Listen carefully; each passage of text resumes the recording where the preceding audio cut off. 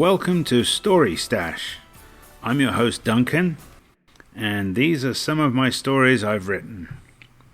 Today I'm reading from my book Ghost Whisperer, and this is chapter 10. So let's get started. Chapter 10. Connor traveled inside a van with Ed and the Russian agents. He knew Ed was unconscious as he was lying on the floor.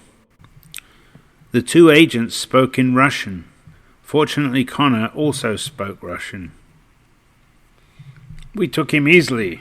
He's not much of an agent," said agent number 1 in Russian. "Da, or he wanted to be captured. Last time he escaped from our warehouse. We should be cautious of him." "Did you scan him for tracking devices?" "Da, he's clean. No one will track him this time." "Let's hope so." A while later, they arrived at a farmhouse. It was on acreage and remote from other houses. The two agents carried Ed inside. Connor floated up to get his bearings. Once he had the location, he sped back to town. Ellen was resting in Nurse Hope's spare room. She was glad that she could convince her to switch sides. Connor floated through the wall and approached Ellen. "Ellen, Ed's in trouble. I need your help," said Connor. "Connor, is that you? I can't hear you well, and you look fuzzy." Connor reached out and held/touched her hand. "Can you hear me better now?" he asked. "Yes, much better. Ed's in trouble. I need you to pass on a message for me." "Okay, let me get a pen and paper." A moment later she was ready. "Please call Noah Johnson at the Office of U.S. Public Affairs. You can look up the phone number. Tell him Russian agents have abducted Ed. They have him at this address," said Connor. He told her of the address of the farm. Ellen picked up the phone in her room. She had to call the operator as she didn't have her phone, a directory, or access to the internet. A few minutes later, she hung up. "Connor, they told me they'll pass on the message to Noah Johnson." "Good. I'll check on Ed." Soon, Connor left. At the CIA office, Noah Johnson received a strange message. Fortunately, he was used to getting strange messages. He picked up a red phone.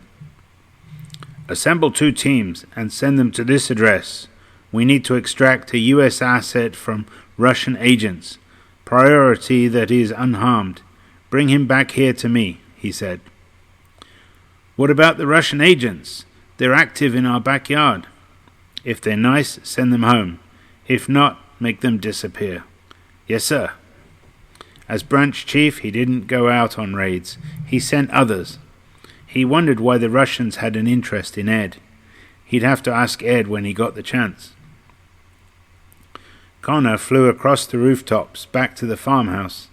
When he arrived, he searched the house until he found Ed locked in a cellar, still unconscious. "Ed, can you hear me?" Ed stirred. He looked up to discover Connor staring at him. "What happened?" "Russian agents jumped you in the parking garage. They brought you here." "Not again." "Unfortunately, yes. I got Ellen to call Noah. Help is on the way." "Well, that's good. I'll just wait here until they arrive." "If pressed, they might kill you or try to use you to negotiate. If you could escape or hide, it would increase your chance of survival." Ed lifted his head and examined the room. "There's one exit, and the Russians are waiting behind the door. Try to find a hiding spot. It might buy you enough time to survive." Ed pulled himself to a sitting position. His head still felt the effects of the drug used on him. He groaned. This was exactly what he tried to avoid. Since knowing Connor, the Russian agents had abducted him twice. Within an hour, 2 CIA teams stormed the farmhouse. The Russians were ill-prepared for such an attack, and they were soon defeated. A few minutes later, an armed person entered the cellar. "Is your name Ed Tanner?" he asked. "Yes." "Can you walk? You're to come with me." Ed struggled to stand, and with a little help he left. They packed him in a dark SUV which sped him back to the city. Ed noticed Connor had gone. The CIA agents guided Ed without incident to the usual meeting room. Soon Noah Johnson entered the room. "Hello again, Ed. Seems like you've been busy," he said. "I think it's fallout from the last time. Perhaps you didn't get them all." "Well, we got them this time." "I hope so. This is getting tedious." "Did you get any intel from them?" "No, they drugged me. I was unconscious." "They were Russian nationals with diplomatic passports, which means they were Russian agents." "Really?" "Yes, you should go home and rest. I'll arrange a car to take you home and make sure there are no more agents waiting for you." "Thank you. I never intended for things to become this messy." Noah and Ed stood. Noah escorted him to an agent at the front, who walked with him to the parkade. They got into another dark SUV. Ed was unsure if it was the same one. The CIA agent delivered Ed to his apartment complex and walked him to the front door. After the CIA agent left, Ed went down to the parking garage. He found his phone on the floor beside his car. Fortunately, it was still working, and he had a message from his sister. Ed went upstairs and entered his apartment. Connor was there, waiting for him. "Hello, Connor. Thank you for saving me." "No problem. It's in my best interest to keep you alive and well. You're important to me. I need you to pass on messages to Noah." "What about Ellen?" "She had trouble seeing and hearing me. It was a struggle to pass the message. Honestly, I don't know if she will continue to see me." "Oh, she didn't get hit on the head, whereas I can see and hear you clearly." "Yes, and I've enjoyed working with you on projects. We got rid of that predator, for example." "But I want to avoid danger. No more abductions." "That wasn't my fault. They came after you. I saved you." "True. Well, I'm tired. I must sleep, and then I have to explain my absence at work tomorrow." "Good night, Ed." Connor vanished. Soon Ed was asleep in his bed. The next morning, Ellen Morgan contacted her lawyer. She explained that someone had abducted her and kept her in a drug-induced coma. She suspected it was to prevent her from claiming her inheritance. "I must present myself at the solicitors for the estate of my grandfather. I believe another person is behind this. They tried to prevent me from appearing," she said. "Miss Morgan, I can arrange for a security detail to pick you up from your current location and take you to your meeting." "That would be helpful." Ellen gave him her current address. "Also, I have contacts at the DA's office. If we can substantiate your claims, I will start criminal proceedings against those responsible. I'll need the help of a private detective. They can start by interviewing the nurse who I'm staying with and follow the chain. I'll make all the arrangements once I end this call. Your security detail and a detective will arrive soon." Ellen hung up the call. She expected a busy day ahead. Mid-morning, Ellen Morgan arrived at the solicitors for the estate of her grandfather. "I'm surprised to see you. I was told you'd decided not to appear," said the solicitor. "You were misinformed. In that case, per your late grandfather's will, you inherit the entire estate. The only condition was that you arrived to claim it." The next step involved extensive paperwork. Ellen signed many forms and became the owner of various estates and properties. Later, Ellen asked the solicitor, "Who told you I'd decided not to appear?" "Your cousin, the next in line to inherit, in case you failed to appear." "Thank you." Ellen left the solicitors with keys to her new property. She now owned a large mansion with grounds. Her security detail escorted her to inspect the property and change the locks and set up a security monitoring system. After her property was secure, she had to contact the detective. Meanwhile, Ed returned to work. He checked in with his boss and apologized for the absence because of a family emergency. His boss was a forgiving soul, or perhaps Ed's track record had earned him some forgiveness. Soon he was back at work on bug fixes. The bugs in this product seemed endless. No ghosts disturbed him, and he did a full and productive day's work. Finally, he left work and drove home. No sooner than he'd walked into his apartment, he heard a tapping on the door to his balcony. It was strange, as he didn't live on the ground floor, and there wasn't a fire escape to climb up. He pulled back the drapes and opened the door to reveal a crow. "Hello, Ed," said the crow. "Wow, this is different. Aren't you going to invite me inside?" Ed took a step back and the crow flew past him to land on the coffee table. "Should I leave this open?" he asked. "You can close it. I'll let you know when I want to leave." Ed sat down on the sofa. "I assume you came to talk to me, so please go ahead." "Thank you. My name is Absaroki. I was formerly a member of the Duwamish people. Are you familiar with them?" he asked. "No, I'm sorry. It's the largest indigenous tribe in the Seattle area. I believe in reincarnation, and as I believed, so it happened. I returned as a crow." "Wow, so far I've only been visited by ghosts. You're the first crow to visit me." "I'm honored. I ask you to pass on a message to my widow. Will you help me?" he asked. "As long as I'm not at risk, I'll help you." "Excellent. I can give you directions. It's only a short distance from here." "As the crow flies?" asked Ed. "Funny. Are you parked below this building?" "Sure. Let me get my jacket." Once he had his jacket on, the crow leaped up and perched on his shoulder. Ed then returned to the parking garage in his car. The crow / Absaroki perched on the car seat as Ed drove out of the garage. He was used to taking directions from ghosts by now. A crow was no different.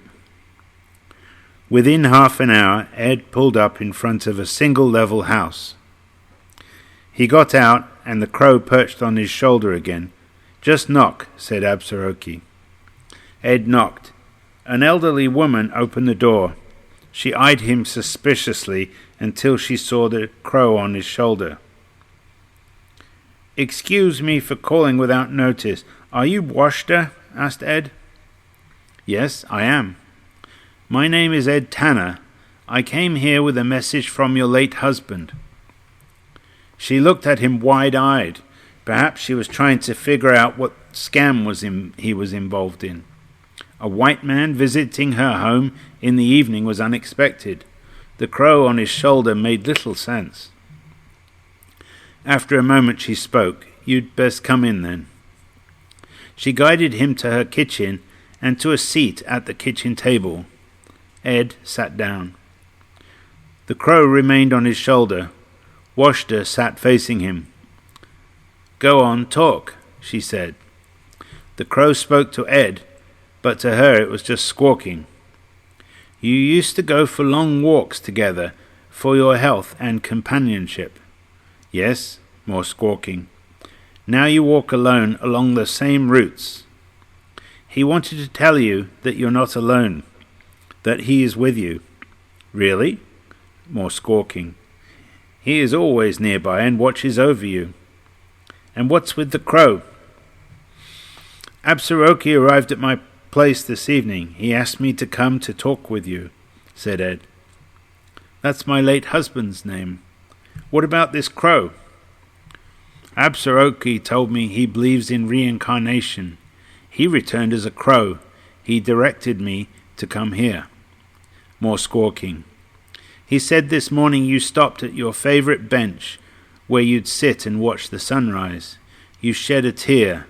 He was on a tree nearby. Washta clutched her arms to her chest and looked at the crow. Absaroki, is that really you? She asked. The crow nodded its head emphatically. It squawked some more.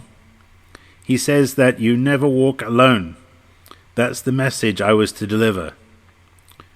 Why did he seek you? Asked Washta. Ed looked at the crow who squawked. He said a word that sounds like Wakan. I don't know what that means. She nodded knowingly. Something happened to you recently? She asked. Yes, I got hit on the head. Now various ghosts come to me. I can see and hear them. They all want my help. She nodded again. It seems you've become a medicine man, someone who talks with spirits, and in this case, animal spirits. It's something special to my people. We haven't had one in years, she said.